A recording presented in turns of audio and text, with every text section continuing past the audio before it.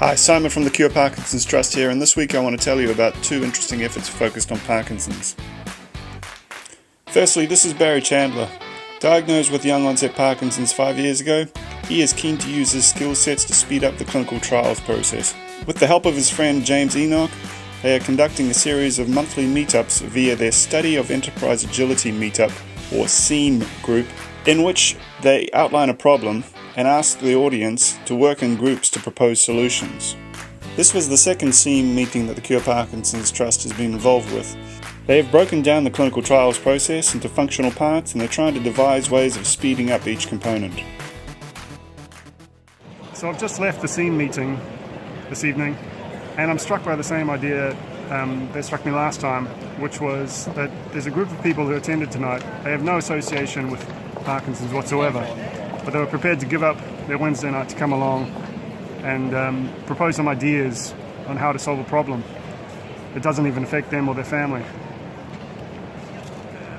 There's something really beautiful about that.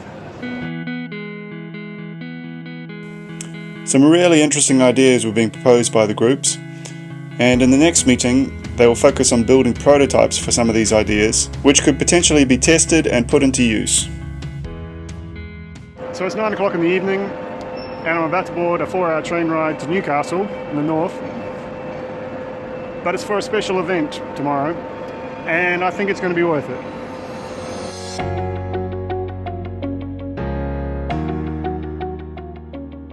I am in Newcastle for the launch of the Mobilise-D initiative.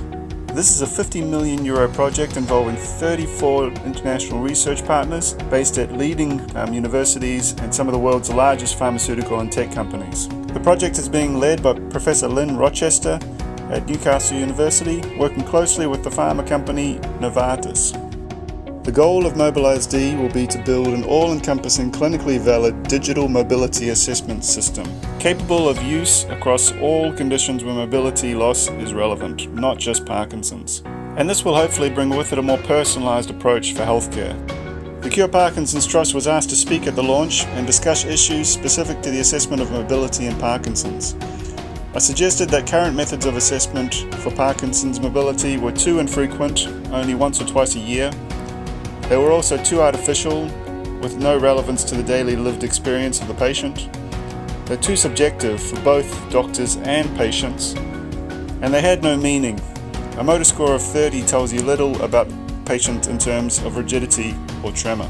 I also implored the consortium to listen to the patients and to focus on meaningful measures as opposed to simply what they can measure. So I have to be honest, until a couple of weeks ago, I was skeptical about a lot of the biomarker research. But the recent ADPD meeting and this Mobilise-D launch have certainly changed my opinions. By this statement I mean that I was doubting that we would ever find methods for tracking the condition that would also potentially demonstrate disease modification in response to experimental treatments. And I was also concerned about the richness of the data being collected using digital technologies. But after several weeks of being presented with new data and seeing firsthand the considerable resources that industry are throwing at the problem, I'm feeling a lot more optimistic. Why do I always get the city with all the hills?